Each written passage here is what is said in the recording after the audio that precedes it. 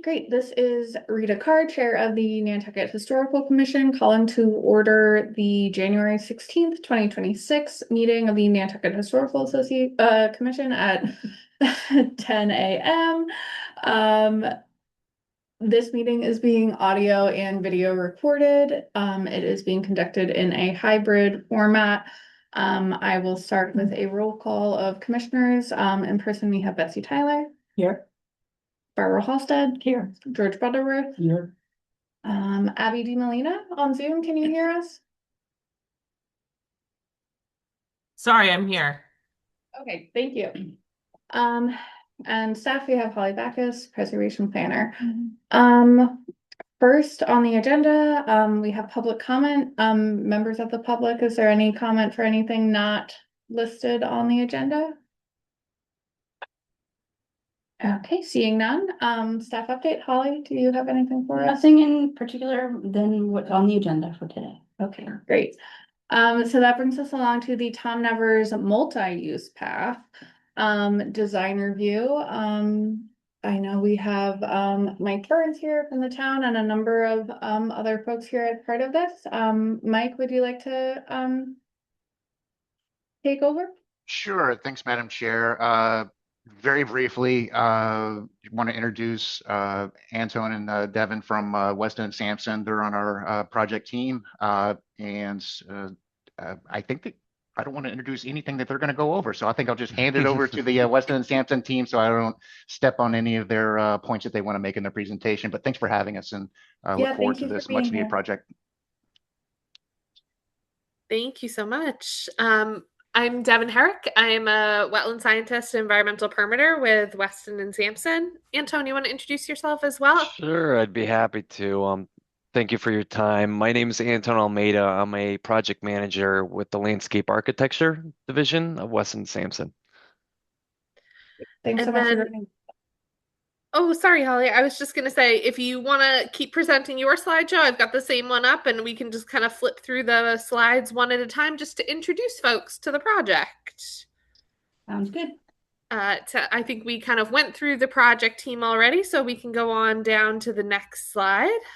Just going over a bit of the proposed project. And so the town is proposing to construct a new multi-use path. It will be about 2.1 miles long, connecting Milestone Road to Tom Nevers Field and the associated playground, following within and along the right-of-way of Tom Nevers Road.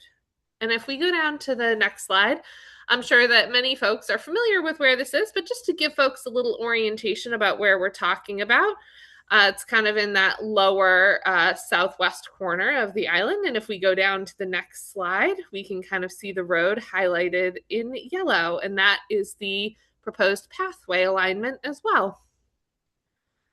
And if we go down to the next slide, we can discuss a little bit about the project background and kind of what brought us to this moment in time.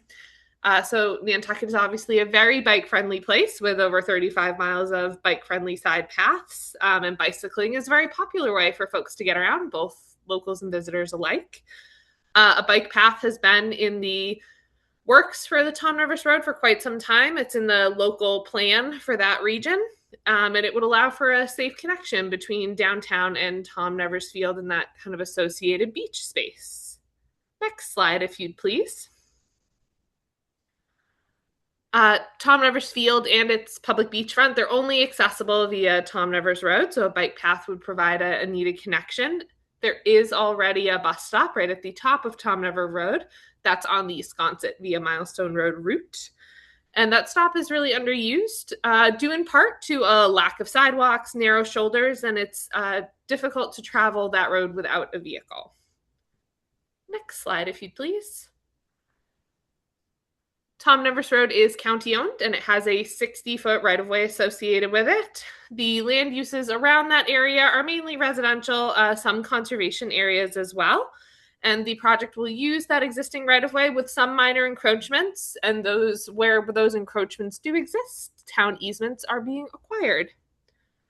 And then we have a few photos just to kind of refresh folks' memory on what the road in general looks like, starting with the top of the road where it intersects with Milestone Road.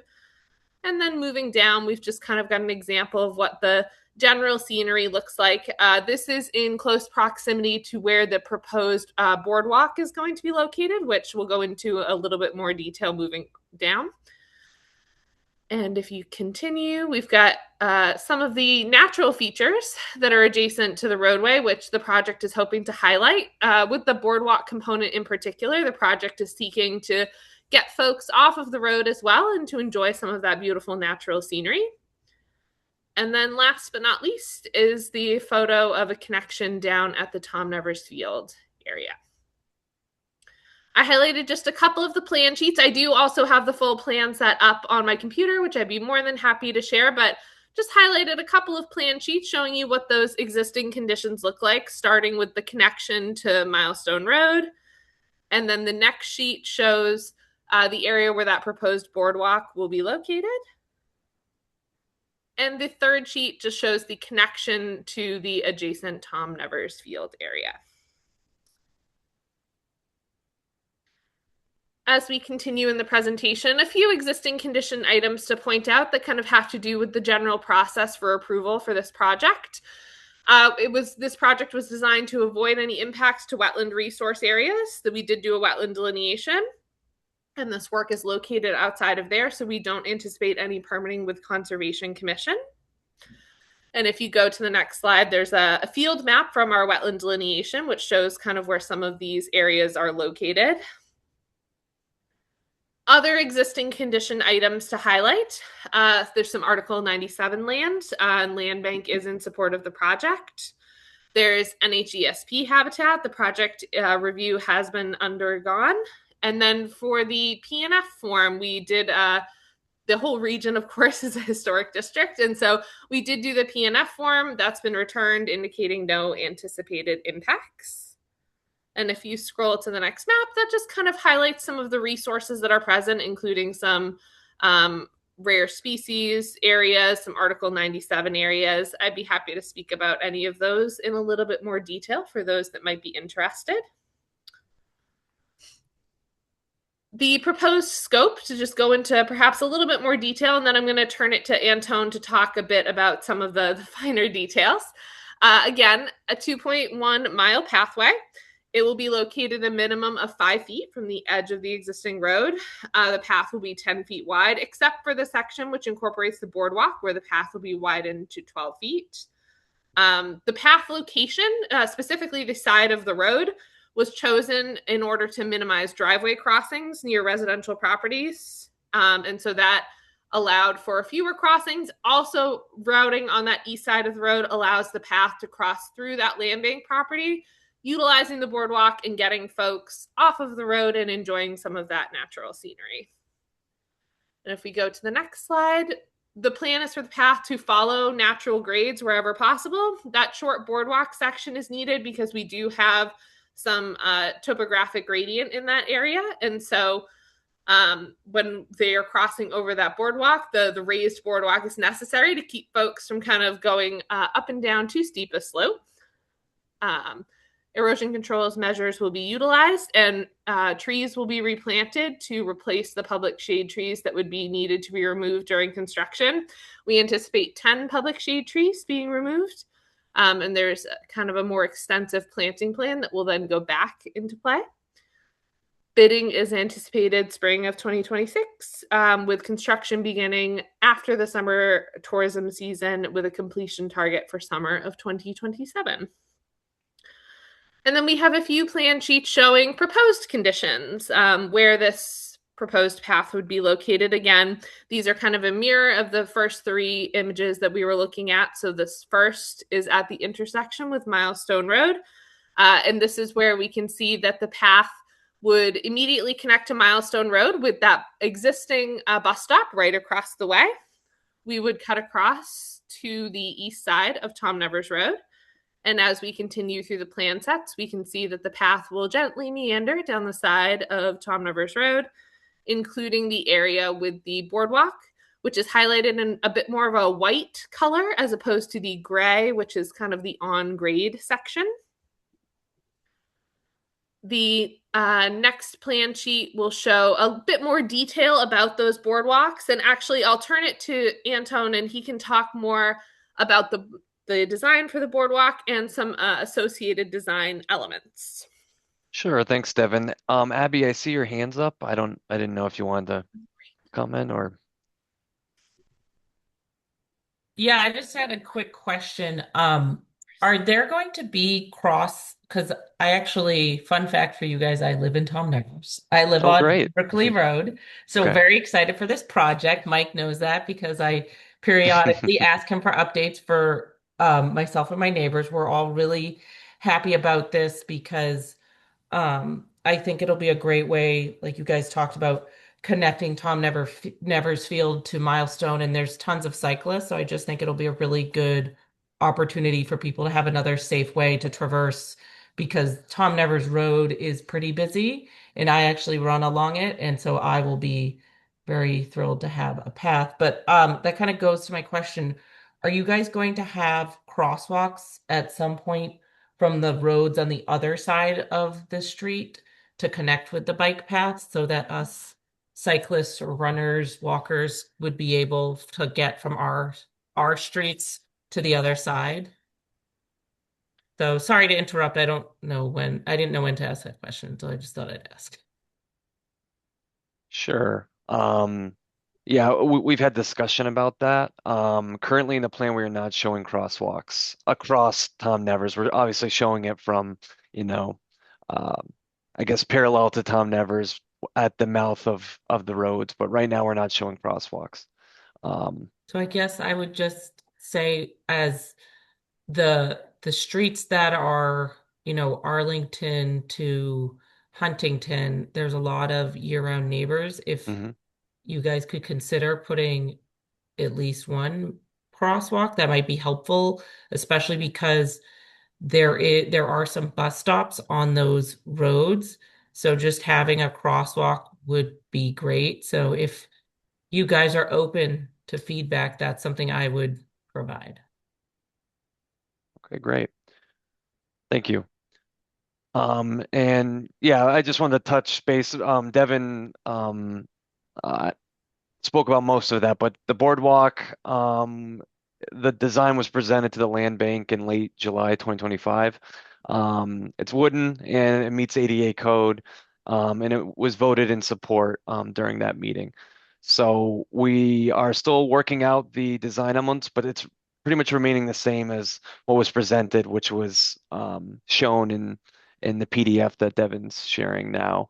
So it'd be wood with a 2 inch by 2 inch metal mesh, and the mesh helps the surrounding landscape kind of uh, it kind of blends it in, so it doesn't look like there's anything there. So it's a nice detail. And then moving forward, Sorry, I just have a question. sure. So that's on the sides? Yes. So I don't know if you can zoom in, but yeah, the mesh is in between the posts, the wooden Yeah, posts. okay, and there's nothing like underneath. Nope, it's just the Okay, wood posts and then yeah, the mesh all the way down to the finished grade of the boardwalk. great, thank you. Hmm. Okay, next slide, please. Oh, that slide is just the connection of the bike path to Tom Nevers Field at the end of the road. Yes. With detectable warnings and yeah, an ADA concrete pad. And then a few design elements we're going to match in Nantucket standards. So the 4x4 pressure treated post with the charcoal paint. So that'll be on every stop sign, every signage will have that. And then moving on. And then vegetation. So we're using trees that are well suited for Town Nevers Road. Examples being red cedar, pitch pine, swamp white oak, and then in a few areas we're using seed mixes, so conservation mix and a native slope mix at some of the steeper areas. And to review some of the anticipated permitting and permitting that we've already completed, starting with a NIPD's construction general permit, that would be done in part of the contracting process when the work is due to start. The DOT access permit is in and underway. The MIPA process has been completed, as with the Mass Historic Commission process, and the MISA project review is underway.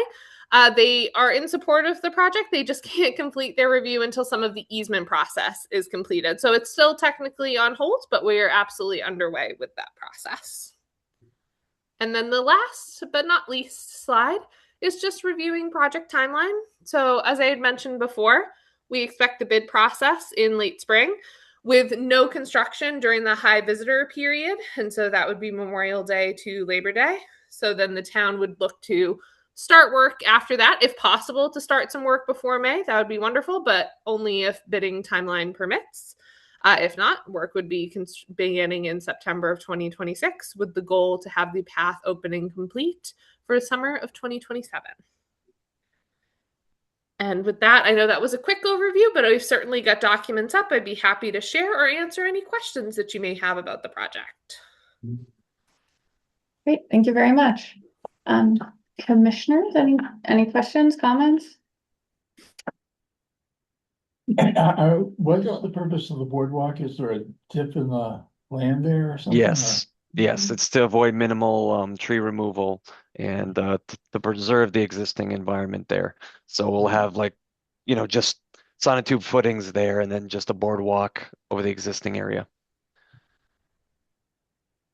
If I may. Thank you, Madam Chair. I just want, for the benefit of the commission, I didn't send it in your packet because it's about 140 something pages. I think you document on the with all the attachments from October. So it's got the project notification form. I actually have a copy of MHC's stamp of approval on their required part of it.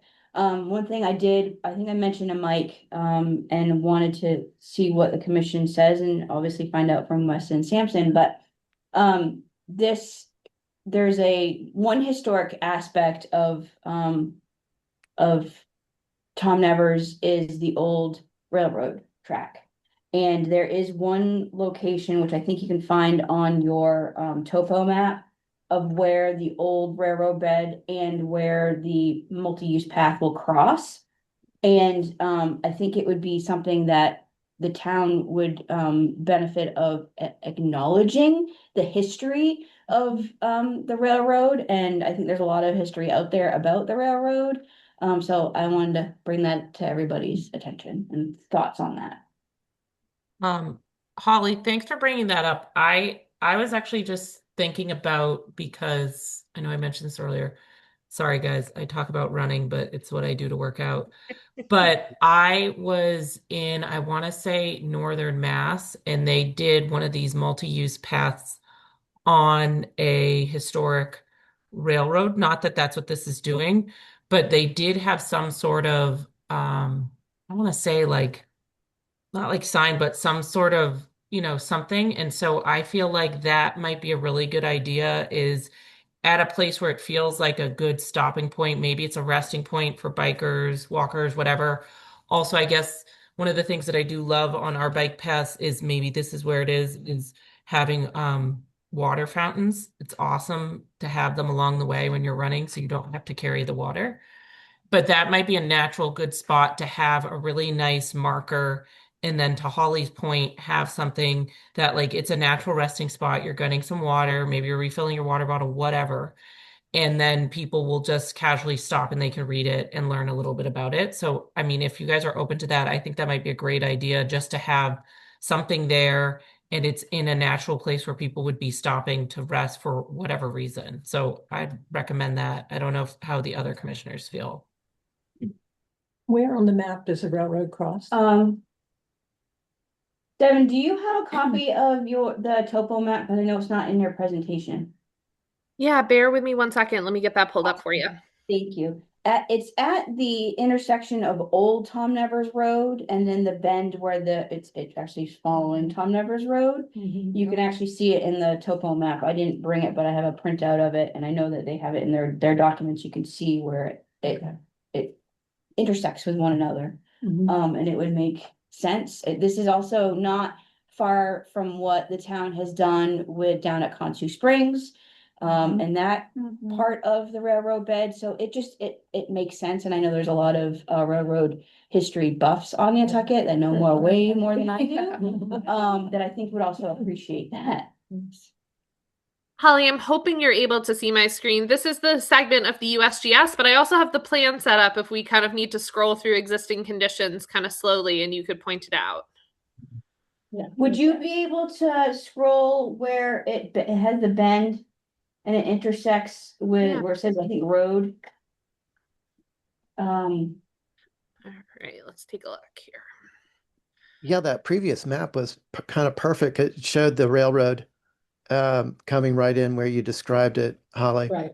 Railroad grade. Toot, toot, toot, yep, toot, so toot. if you follow that right where it intersects, and then I'm envisioning something on, so it would be on that side, obviously. All Mhm. right, let me see if I can get that area of the road pulled up for you. One suggestion I have to that point is to maybe embed a rail in where it would cross where the path would cross the railroad track. And maybe that's where the sign could be about, why this is here and what was there. Because that really is sort of the most historic part Yes. of Tom Nevers.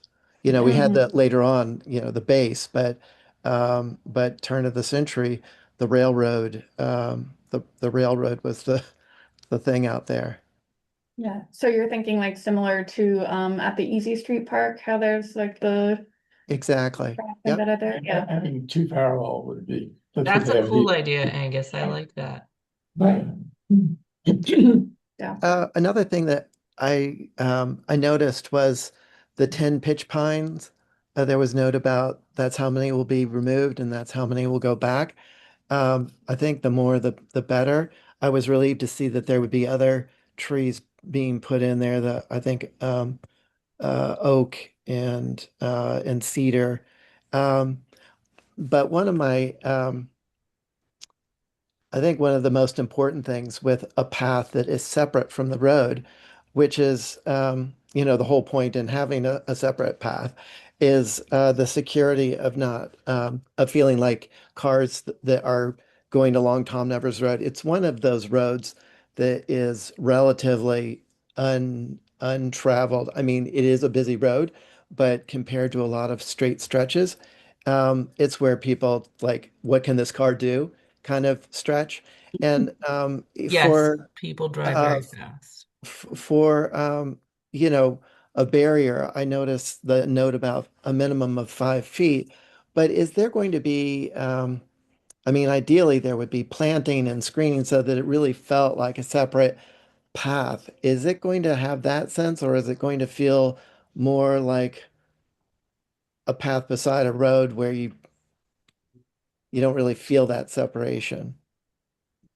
Right now, we're only showing lawn, but in a lot of areas there's a grade change, so you'll see that difference there on most of the length of it. Is there a way to incorporate more trees to provide a little bit more separation, just so that it doesn't feel so exposed? I mean, I think it would be safer if someone's traveling 100 miles an hour. A little tree isn't going to make a big difference, but sort of the idea of separation between the path and the road, I think will make people uh, feel a little bit easier about it. Also, at night, it's nice to have a little bit of a screen between the headlights and people who are on the bike path. Sure, and the reason why we didn't there is because there's overhead power lines. So, we could look at ways to incorporate low growing trees, but that's the reason why there's none there Yeah, I currently. mean, even something that's 6 feet tall would do it. And the last thing is the um, it's just it is a rural setting. I mean, once you go back in there, it's densely built, but everything is sort of separated by the scrub oak and a lot of brush and growth. And so I think, what makes the Nantucket path and the Pulpus path so successful is, unlike the Surfside path, is that it really feels like there's a departure and they're sort of meandering. And I appreciate the curves that you're providing in that. But I think part of it too is sort of feeling enclosed on that path. And so another reason to do more than grass or low planting between the road and the brush that will be to the east of this. But also the width of the path. I noticed that it was 10 feet except for the bridge, which is 12. And I'm curious why the bridge would be 12 feet. Or am I misreading that? We added a little bit extra length at that location, but really it's 10 feet, I would say 99% of the whole um a trail. To me, it seems like it would make sense to keep the bridge consistent with the rest of the path. I mean, the path I think on Pulpus Road is 8 feet. Um, so 10 feet seems big, 12 feet seems bigger. Hmm. Sure, I'm not sure it's not really necessary. sure. Um, but anyway, those are my thoughts. Thanks. Thank you. Thank you. Thanks, Angus. Mike, your hands up. Thank you, Madam Chair. Just on the separation comment from Angus, and I think it's a great comment. I think that's something we strive for, and I think there's a couple of sections where you're going to get that sensation. One is at the Conservation Foundation property at the intersection of Milestone Road. It's broken away from the road, and you'll be meandering through the woods and through the land bank property. Those are two conservation areas where we're really trying to take advantage of that and create that same kind of feeling. Unfortunately, because there's really not a lot of room between the edge of the roadway and property lines, property negotiations were really intense. And we really did have to make a compromise in those areas where the path crosses residential areas to minimize right-of-way impacts. The county commission did approve a 4-foot buffer along those sections so that we did have some space between the path and the roadway for safety reasons. I think if we listened to a lot of the abutters, we'd be told to put the path on the edge of the road, so where there's no separation between the path and the road. So this really was a balance where we had to balance, and where we could take advantage of it, we did take advantage of it. And just on the boardwalk width, the railings on those boardwalks can be a little bit of a hazard for like handlebars and things like this. So I think you're going to want that little extra width there, just as you're passing some oncoming bicyclists or pedestrians, just so you don't clip each other. The vertical to keep you from falling off the boardwalk, the vertical element there really kind of required that we make it a little wider so you don't clip each other. So thank you, Madam Chair. Thank you. Drew Patno? Hi, guys. Yeah, I was just going to add to what Mike was saying. I think there are some nice areas of the bike path where, because of the width of the right of way or entry into the Conservation Foundation or land bank property, you'll get that kind of nice sensation of being separate from the road and a little bit more out in nature. I think, Mike, there's also an area near like Lyford Road, which is just south of Tom Nevers, where the right of way is very wide, and we've kind of achieved that there as well, meandering even further from the roadway. And I'm glad Anton brought up the utility poles. Those were a pretty significant part of the reasoning for a lot of the decisions, in terms of where we could and couldn't put the bike path without having to fully reconstruct Tom Nevers Road as well, and I don't know, double, triple, the entire cost of the project. I wanted to touch on two things that I thought were awesome ideas. I'm not entirely sure they're feasible, so I'm not going to tell you we won't or can't do them, but there's some challenges. I love the idea of uh, I'm from Rhode Island, I call them a bubbler, but a water fountain. There's no public water supply in the area, so we would have to put in a well, and it would be a public water source, and it gets pretty complicated from a permitting perspective, but we can certainly see if it's viable and again, wouldn't break the project budget. And then to Angus's point about the railroad ties in the bike path. Again, a great idea. Just want to remind folks, we do plow these, so we need to make sure that it's from a maintenance perspective, it's viable. And then I think the width of the boardwalk through the land bank property, I at least, I don't know if other people share this, but I think that that will be a really great feature and unique. It would be a one of a kind feature for our 35 miles of bike paths. And I actually appreciate the extra 2 feet. I find it to be a spot where you're going to probably have a lot of people stopping, taking a break, drinking from their water bottle or taking photos. But as far as like another place where we may be able to achieve a bit of a rest area, for, runners, walkers, bicyclists. Might be at the intersection of Old Tom Nevers Road and Tom Nevers Road. It's a wide, kind of oddly angled intersection, which again is very not unique to Nantucket, but we are working to, Mike and Anton, correct me if I'm wrong, but the plan is to square up that intersection. Right now, when people are heading south, they kind of use it like an off ramp. So it's a quick tap of the brakes and they kind of just bear left. And we want to avoid that from a safety perspective with cyclists and pedestrians crossing there. So I think that'll free up some valuable space at that intersection. We may be able to put, some benches and a little, something where people can stop and take a break. So, there will certainly be some nice elements to this that again are a little unique to unique to this and different from some of our other bike paths. So it's a good opportunity to do something nice here. Thanks. Great. Thank you, Drew. Yeah, and I think especially with the intersection of Old Tom Nevers Road being where the railroad tracks were historically, it could be a great spot to have like little resting area, water if possible, historic marker about the railroad, all in that one spot. Yeah, I guess, sorry to jump on that. And maybe if, Drew, that's a good idea. If there's like a bench or something, like maybe if we wanted to include the railroad tie, and I hear what you're saying about the plowing, which again, very appreciated. Maybe that's where, if it's like more of a resting spot, you embed it like with the bench or somewhere there where it doesn't necessarily need to be plowed, but that way you can still have that aspect. So I do think. Oh, Abby, you muted yourself, I think. Did you mean to? Okay. Angus, yes. I just wanted to say, My child muted me, sorry. the idea would be that that this would be not the railroad ties, which are the wood holding the rail, but the rail flush with the path. So a plow would just, go over it. I believe that's the way it is at Easy Street, and that might be a good thing to go check out. Um, and I just wanted to check. So about the telephone poles, this path is going to be east of the telephone poles Correct. along So on east, Nevers. east, east or south. So Yeah. Okay, they'll be on the back side of the utility poles from the roadway. so that'll act as a bit of a barrier too. That'll help. Yes. Correct. Okay, thanks. Great.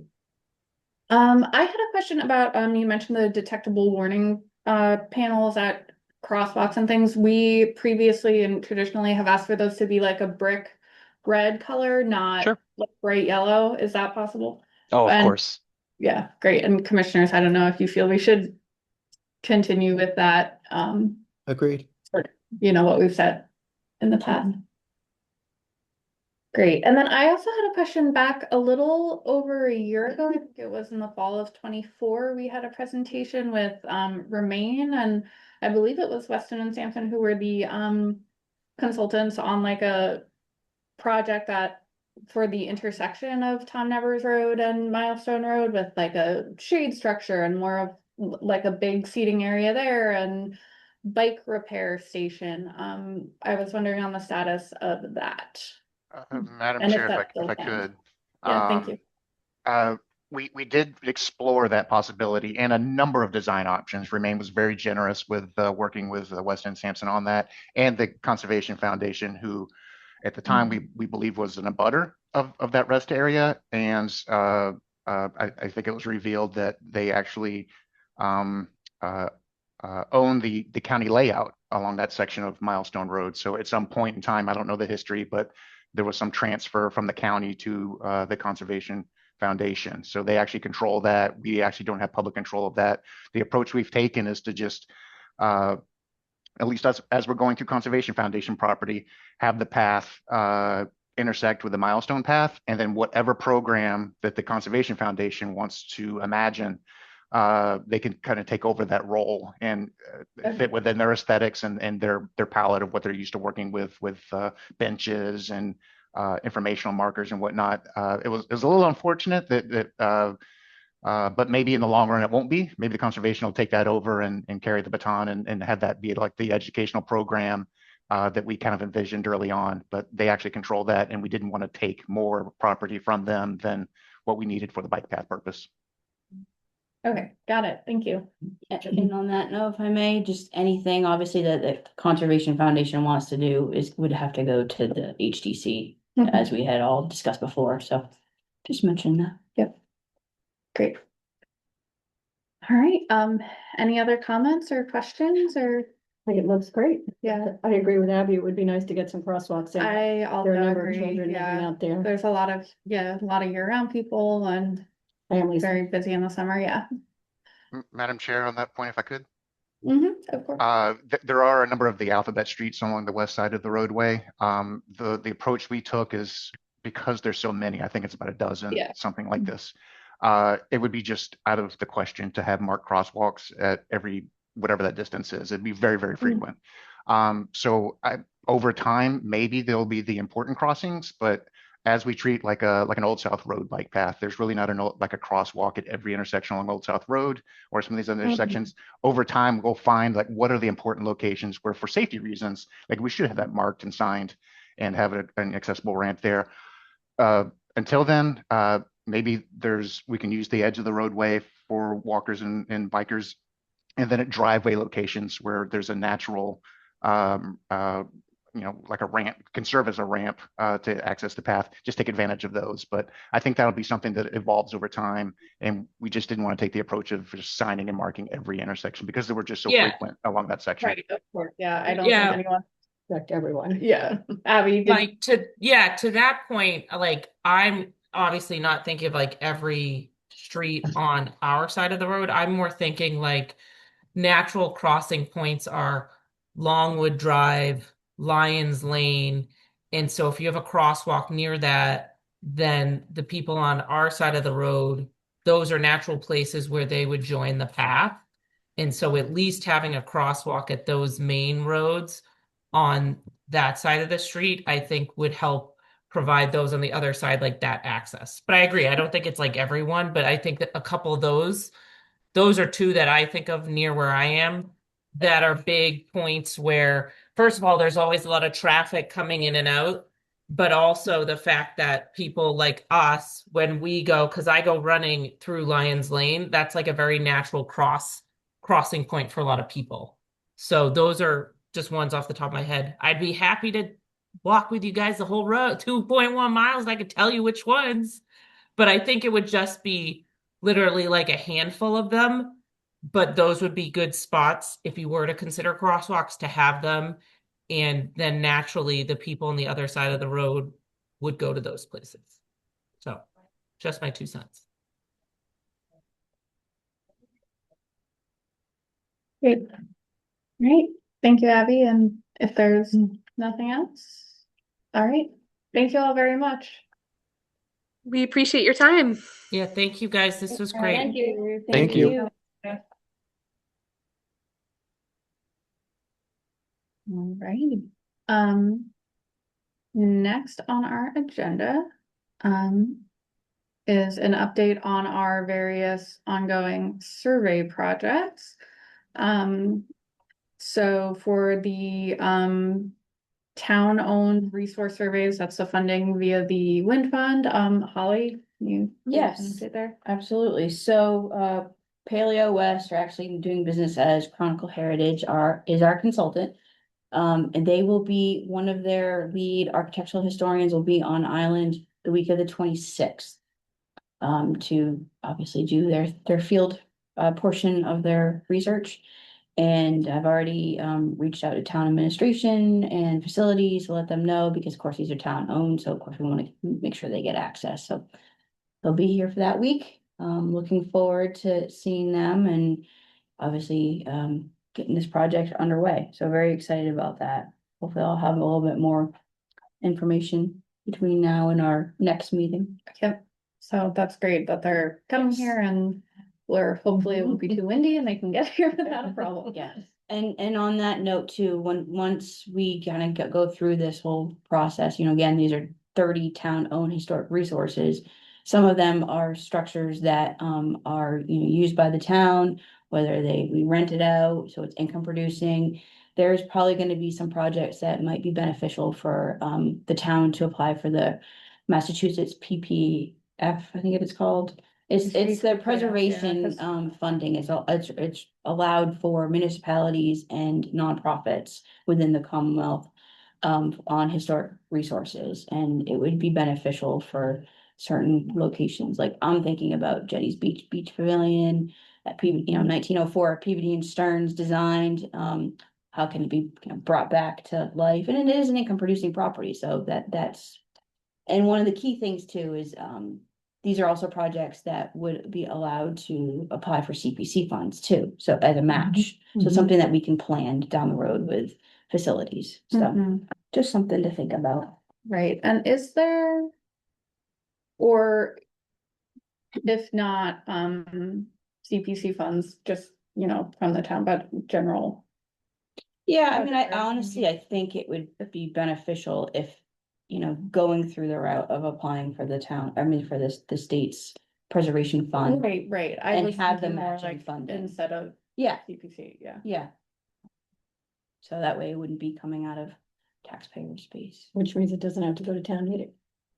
Well, if we apply for CPC funding to be It the goes in the joint. bucket with the other CPC. Exactly, yeah. So again, having these architectural historians being able to not only do the survey research, but also to identify those structures that, this is actually something that's worth, that aspect, so. Mhm. Very important.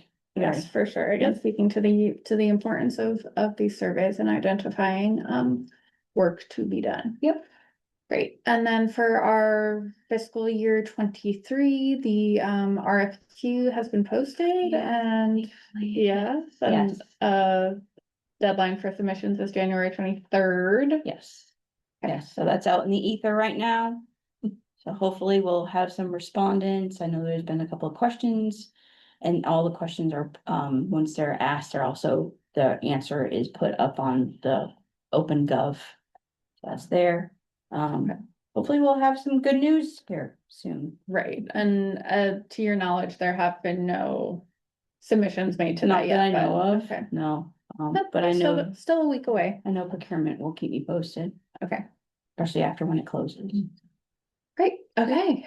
And then for fiscal year 26, our preservation, we received the approval to move forward with a full application for to do a preservation plan for the town. Yes. And Yes, and That's- per the letter that we received from MHC, they requested to reach out to set up a meeting before we submit the full application. I have done that, but I know how busy they are. I have not received any response. Mhm. I reached out like the day I received the notice, which was actually via email with a letter, in December, and then, I haven't heard anything, and so I kind of followed up again, and I made sure Rita's been copied. So I'm gonna probably reach out again and say, hey, do we need to do this? Really truly looking at other municipalities that have done this in the recent past. Mhm. I know one in particular, I believe it's the town of Webster. Looking at how it's, laid out, what they went through. I think it's gonna be fairly similar, but they are requesting, because this grant cycle, one, it's for only CLGs. And two, it's very competitive in that regard, so, there may not be we're definitely gonna get the funding type of thing. I think Mhm. we're gonna have to make sure that, But I think out of our master plan process, and that's one of the things that's being recommended, not only from the staff's perspective, but also from our consultant. It makes sense, and, so hopefully that will help. Yeah, Okay, great. in the So, works. any questions? Okay, great. The last couple of months, we've talked about putting together a list of distressed properties, ones that we think are potentially in violation of the town's demolition by neglect, or excuse me, minimum maintenance bylaw, which Holly is going to put up on the screen for us, because it is a pretty specific definition of what constitutes a violation of this bylaw. Michelle, Oh, yeah. I just wanted to, before we really get into the nitty gritty of, say properties that you're thinking, Mhm. I would just put a caveat on of, um, identifying these type of properties without giving the property owner the notice is an issue. So, what I would recommend if people have, some properties in mind, Mhm. that's something that you can email me and I can work with Kathy Flynn, our land use specialist who handles that part for the HDC. So that way we're not running into property owners, Specific properties. attorneys, exactly, saying, hey, my property was listed, at a conversation at the historical commission and I didn't have that due process. So I just think that would be the best part, but definitely discussing what is, the basis of it is gonna be very helpful. Mhm. So, sorry, I just wanted to start that. No, that's a very good point. So we can see here on the screen, this provision, it applies to the exterior architectural features of such contributing buildings and structures as, and also to interior portions of buildings and structures which, if not adequately maintained, would cause the exterior architectural features to deteriorate or become damaged.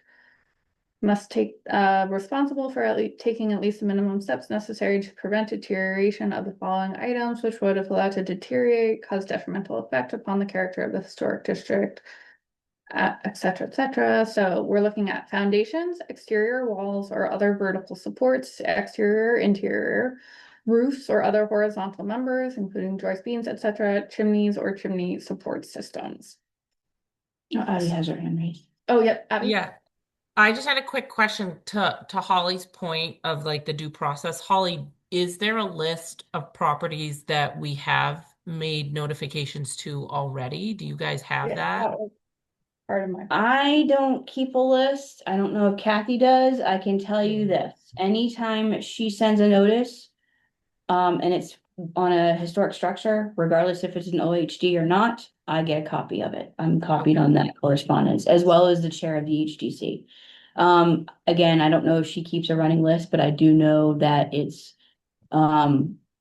before she even submits or sends a letter out, she's gone to the site. So even if somebody calls up and says, hey, I'm concerned on this building, on this corner of this the street intersection. Yeah. For X, Y, and Z. That's great, even if they send a picture, but Mhm. it's up to staff to go out there to take the photo, to see what they're talking about. And I will tell you this from a historic perspective, she's always asking me, hey, does this have a survey? Hey, what is this one? Is it individually significant? Is all that kind of stuff. So I do provide that information, on there. So I can tell you ones that are listed. But as far as a running list, I don't necessarily know if we have done Yeah. that, because everything's already put in our system. Right. But Yeah, I I mean, do that. I yeah, could I was gonna definitely. say recommend Yeah, I maybe think we we just discussed build that that last into month. Yeah. our process. Yep, Sorry. yes, I agree. Thank you, Abby. Angus?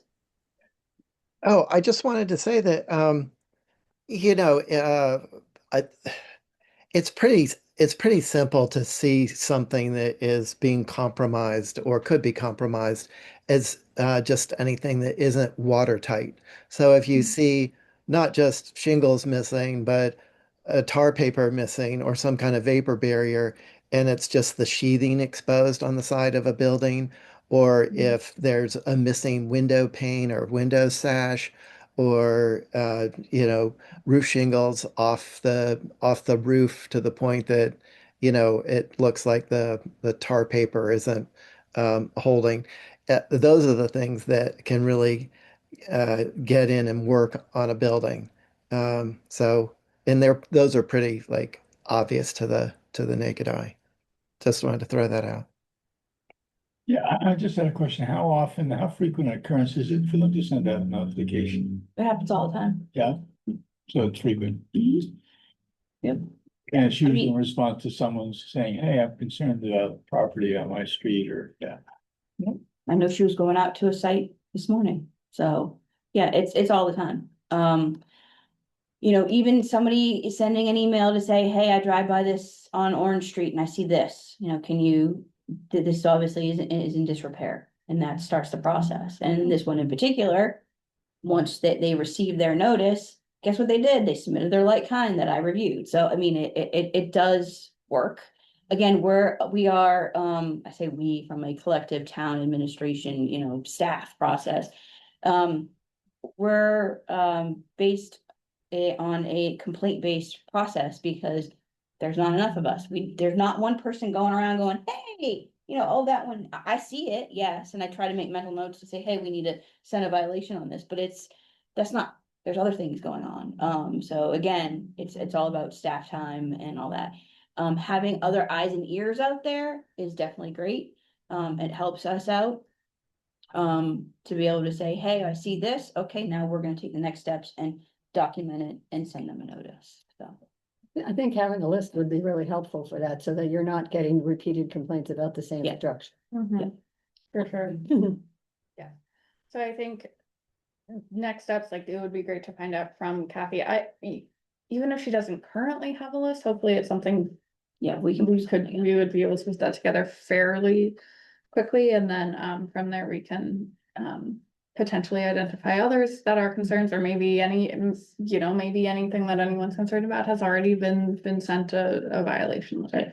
But and even just building off of, this is something that we discussed at our CLG meeting with the HCC over the summer, and something that they all the HCC members who were on that call expressed support for the NHC and identifying potential, properties such as this that are in violation of the bylaw. Okay. Anything else on this subject? It's very important. Yes, absolutely. And like I said, if there's any properties that you all have in your head right now, go ahead, email me, and I can at least, even if it's all public record, once we send a notice, so I can let you know, yep or no. And if it's a no, then I'll say, all right, we need to send one, and we'll go out there and take a look at it and go through the process. As far as the process of if somebody does not, acknowledge the notice, there is a process with the court system. Yeah. And that's something that Kathy is more privy to than I am. She's more knowledgeable on that. And I know it's not as simple, and it's not that easy at times. So when you have a property owner that's responsive, that's helpful. At least you know that there's that dialogue. Okay, what do I need to do? And 9 times out of 10, they want to bring their property up to compliance. Yes. But again, I do think it's also important to note, it really is these structural issues. Like sometimes even just at the Preservation Trust, like people will complain about a property, and like the issue is really more like that the paint looks bad, or like that the lawn's, not cared for. And like that obviously does not rise to the level of violation. Even though the word weather tight is not within building on Nantucket in mind, it is from a building code perspective. And that's the whole concept about being weather tight, because obviously if water can get in, then that's the way that rot's gonna happen. So. Indeed. All right.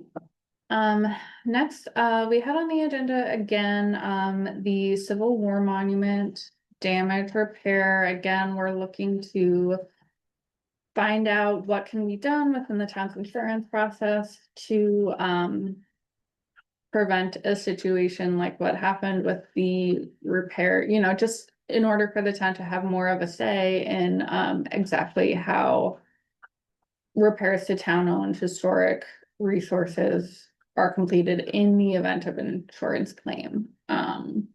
Is there okay, so we will have that on the agenda again in February, because I do think it's very important.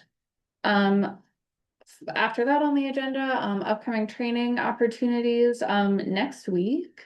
I think everyone's probably seen the emails from the National Alliance of Preservation Commissioners, but on Thursday, the 22nd, they're supporting skilled preservation trades at the local level.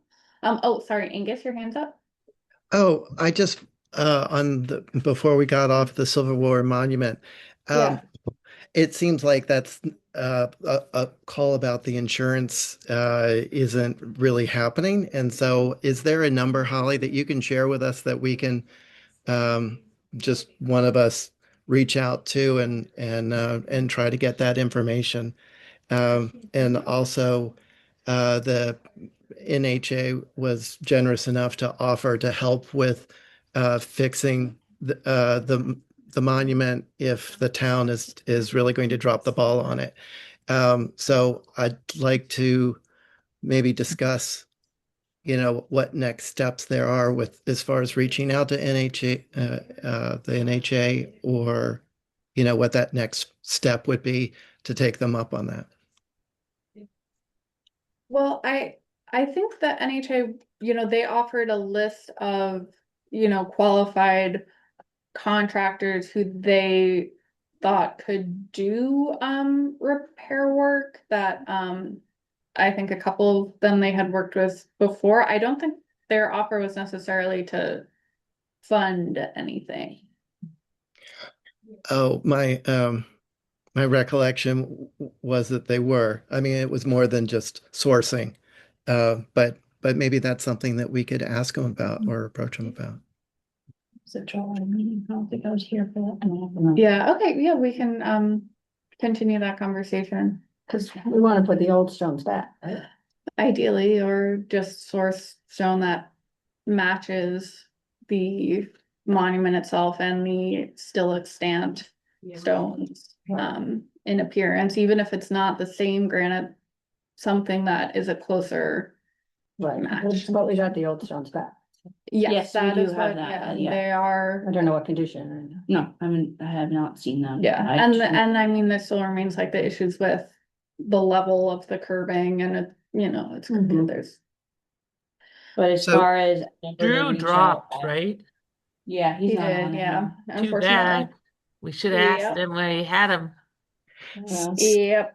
So as far as contact, I mean, we could just start with the town manager and work our way, as far as we can go. But Holly, if there's a contact that might be more direct, let us know who that is so that we can move forward with that. I've mentioned this before, I know at least to Rita that, I don't know who again, it was, the town's insurance company who picked this consultant. I got an email that said from, our insurance company who had copied the consultant and said, this is who we've chosen. Here's his contact information. Like there was no vetting, there was no nothing. So again, I don't know if I need to go to town administration, finance, DPW. I don't know because my direct line of communication has been with the insurance company as far as saying, okay, I spoke to this guy and that consultant. Like Mhm. we even as preservation planner, I know my name was dropped at select board about this. Yeah, I spoke to the guy and I looked at what he's done in the past, but there was not like, okay, we're picking this guy, and this guy, and you choose. No, there was none of that. So again, I kind of feel like in a way I'm kind of being put in the middle of all this and I'm trying to like justify. I don't know the next steps, how we can, because I, at the end of the day, would love to be proactive on this. Make sure that if something like this has happened down the road, whether it's to this building, I mean, to this structure again, or to any other town-owned historic resource, like what is the steps? I don't know. I have mentioned it to my procurement contact, but she wasn't aware of, who has that direct line. And again, is it from the perspective of, do we, the town, have the authority to override what the insurance company says this is who we're choosing? Just like when you get in an auto accident, I mean, my understanding is if your insurance company tells you you have to use this mechanic, you have to go to that mechanic. Again, I don't know what there is, but yes, at the end of the day, we as a collective see that there's issues with what the final product was. I definitely agree with that, but I do not know what the next steps are to fix it. Okay, Yeah, so I to mean, me, it seems like we have the name of the insurance company because that's your contact. That's the person who said this is who we're Yeah. using, right?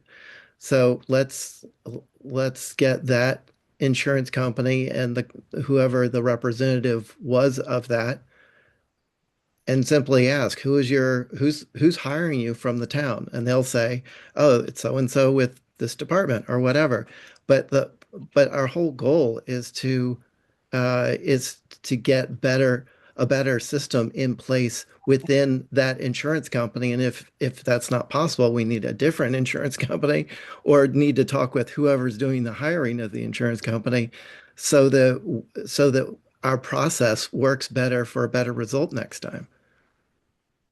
I wonder if the insurance companies sort of, if you want to insure your property to be restored perfectly, it would be a different policy with more restrictions and more cost that no one wants to do. And the insurance company says, oh, if you're going to be that particular, then we don't want to insure the town. It's sort of like, if your house burns down and you have an historic structure, how much does the insurance company have to pay to bring it back to where it was versus kind of okay and usable? Yeah, and I think, Holly, like no one thinks it's your fault No, that but I mean, like this is the result that we wound up with. But I do think like I'm not sure if this raises to the level of like going to Libby at this point to say like, hey, like this is something we are like very much concerned with. Like how, like what is this a priority for the town? Like what, or if there's somebody else within like town administration or like who we should talk to. Yeah. I'll send an email to town manager and see Okay. where we can go from there. Okay, I think that would be great too. Yeah, Abby? Yeah, I would just recommend, I think if you are recommending Holly go to the town manager, I would recommend that you have kind of like a plan in place of what kind of along what Angus was talking about, like if NHA is offering to help us or not. I just feel like if you go and say you don't like the way this process is, but you don't really have a concrete plan for how to fix it, then she's probably going to be like, okay, so what? And so I think if we come up with a concrete plan, like Angus, I thought your idea is a good one. Like, let's go to NHA, and if they're like, hey, we'll pay X dollars and we can put the stone back and like whatever, if you go to her and say, hey, NHA has helped us fix this problem. This is our recommended solution. This is how we can do it. And like try to get her buy-in. I just think that might be more effective as a strategy. But you don't have to listen to me. That's just my experience in these types of things that I what I would tell people, don't bring me problems, bring me solutions. So I think if you bring a potential solution, then it's a lot easier to react to than just being like, hey, this is terrible, but and it needs to be fixed, but not bringing a concrete way to fix it. Because then I think for people, then it's easy to ignore to be like, well, I don't know how to fix it. So, or like, I'm not going to spend the time to come up with the plan to fix it. Just again, my 2 cents. Yeah, no, thank you, Abby. That's a great point. So I will reach before you contact Libby, I will reach out to Michael Harrison. Okay. Just for clarification on what the NHA would actually offer. yeah, exactly what like the scope of their potential involvement with this could be potentially. And then yeah, we'll move on from there. It may also be beneficial maybe for the commission, come up with it all written down on exactly what our concerns are. I know Which we've have done maybe that, done, yeah. but I think in a comprehensive way with the photographs, that kind of thing, outlining, why we're upset with how the way it's been done. But on the part of, trying to understand how the insurance process works, like to your point, George, I don't know.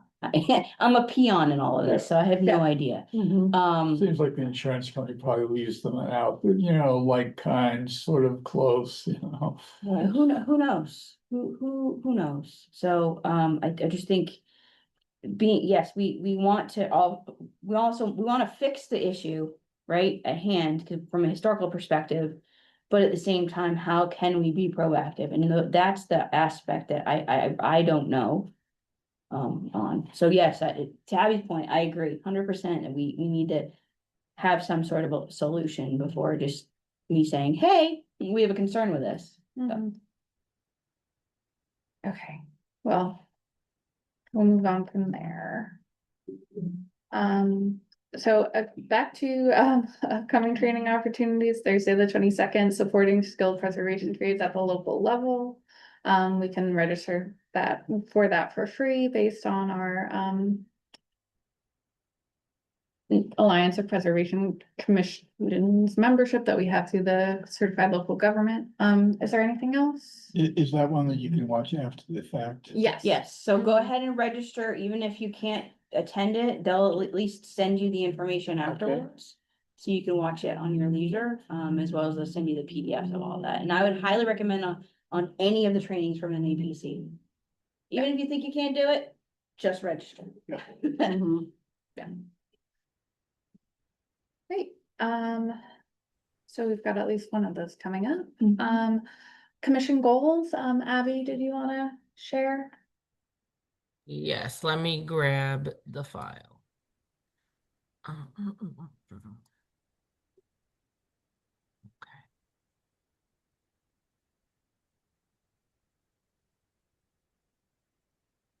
All right.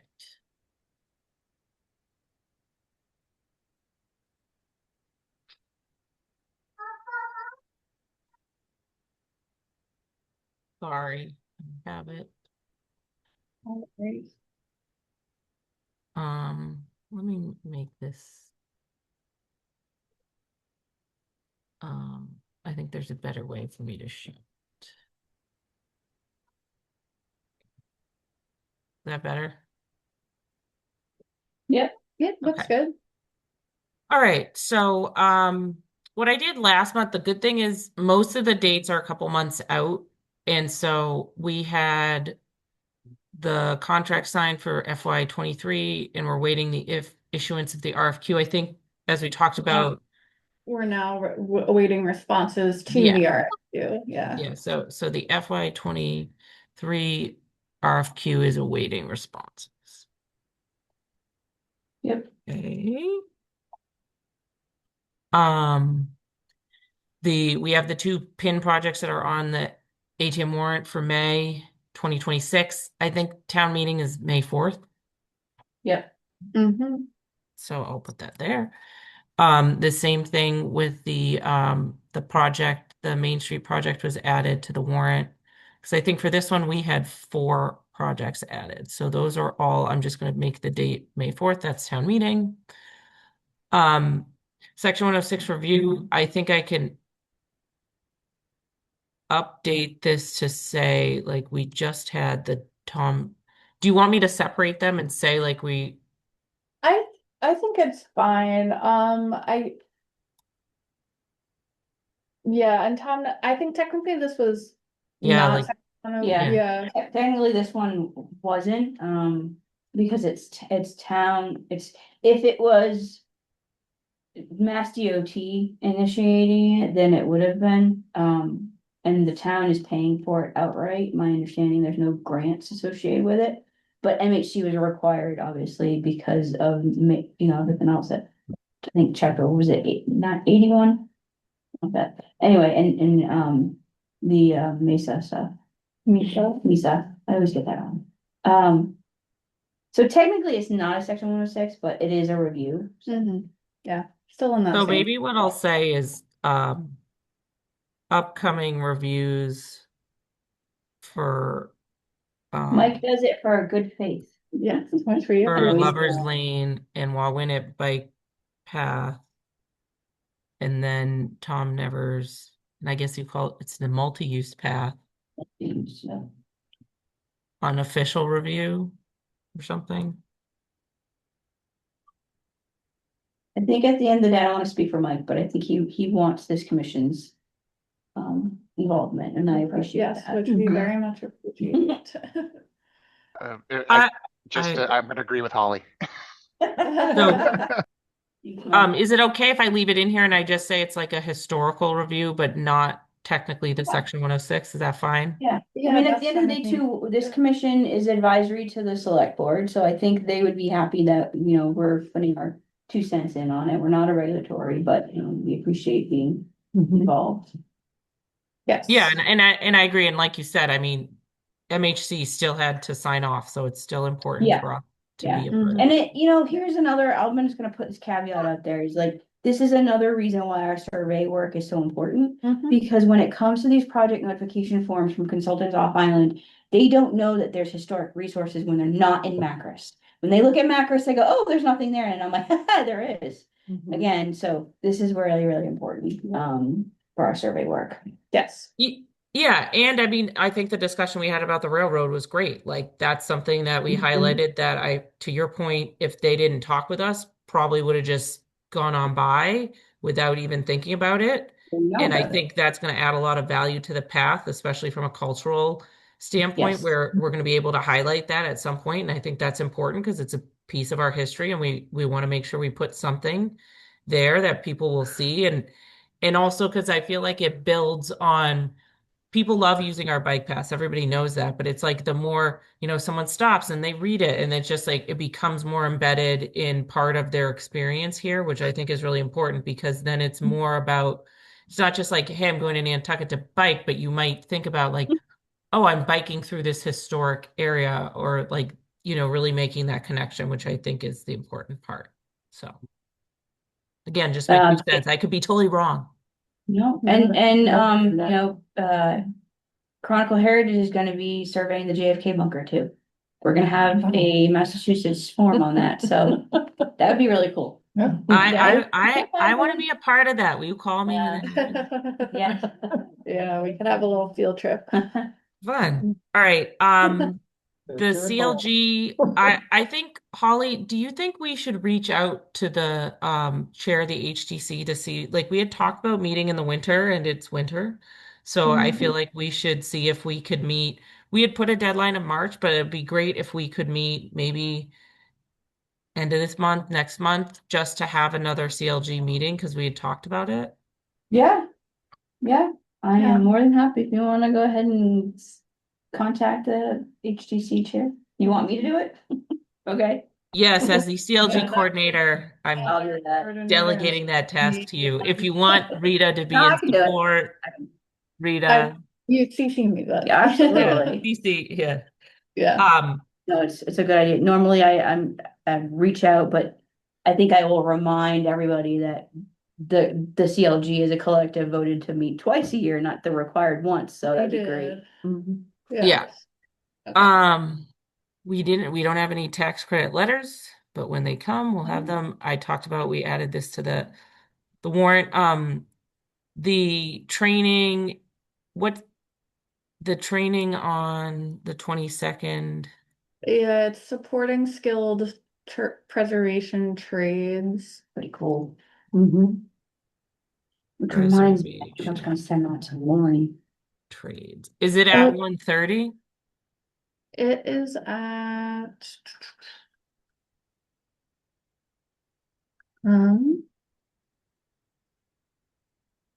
I mean, I think a lot of in February, not January. It's at 1. Okay, at 1 p.m.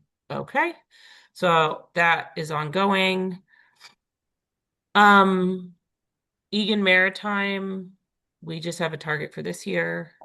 On Egan part, this just talks about them, but recently I received a grant information for maritime heritage aspect, and when I received it, I sent it directly to Carla Jensen at Egan Maritime, and she was really appreciative of that.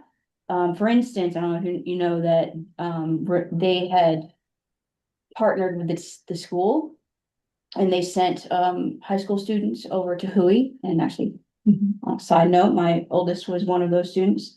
Really great program. They, actually learned. What is Hui? Woods Hole Institute. Yep.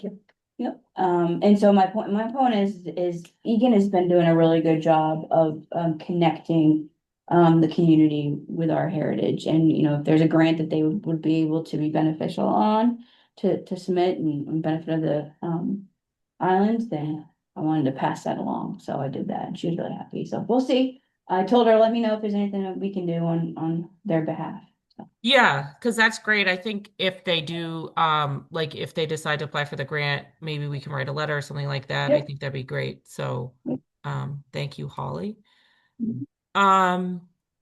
We had the workshop that happened in late. Do we have any other upcoming workshops we want to propose? Or should I just leave this? Yeah, maybe that's something we can add to the agenda for next month is just like thinking about any sort of, additional public outreach and programming that we as a commission could sponsor or organize or, you know, yeah, put together. Perfect. Perfect. All right. And we're collaborating. It's great. I think like the example of what Holly just gave, I think it's really important that we continue to collaborate with our partners, our discussion about including NHA, this Egan Maritime. I know Holly, when you'd previously done your DAR presentation, all of those things, I think that's great. So we just need to make sure we continue to do those. And I think to your point, Rita, when we do them, let's see if we can get the town to highlight it too. The town has like social media and stuff. Maybe we should For see if sure. we can get out there and Yeah. let them know, like, Holly, I think if we managed like the Maritime Heritage Grant happens, like that would be great to put on social media because I think that's something people will be really interested in. So maybe just something to consider. So speaking of social media and communications, yesterday I did send an email out to communications and town admin and requesting a little blurb about Chronicle Heritage coming to Nantucket, that it was a Winfrey funded community project. So we'll see if that gets out there, but want people to know we did the same thing with when PAL was doing their thing for us. But you see people walking around town taking pictures, and this is what they're doing. So That's yeah. great. All right. Well, thank you guys. That's it. Yeah. I'll send this along with the notes out. Great. Thank you, Abby. So that brings us to approval of minutes. So we did in the packet didn't have the October 17th minutes yet. I think Abby, you'll have those for us today, I hope. But we had minutes from December 21st and December 19th. Are there any edits or would anyone like to move approval? I'll make a motion to approve both letters. I mean, both Both sets minutes. of minutes, November, December. Thank you. Is there a second? Second, All right, Angus on your motion. Aye. George, aye. Barbara, Aye. Betsy, Aye. Abby. Aye. I'm an aye as well. Is there any other business? All right, seeing none, is there a motion to adjourn? So moves. Second, All right, Barbara on your motion, Aye. George, aye. Betsy, Aye. Abby, Aye. Angus. Aye. I'm an aye as well. Thank you very much, everybody. We will see you on February 20th. Thank you, guys.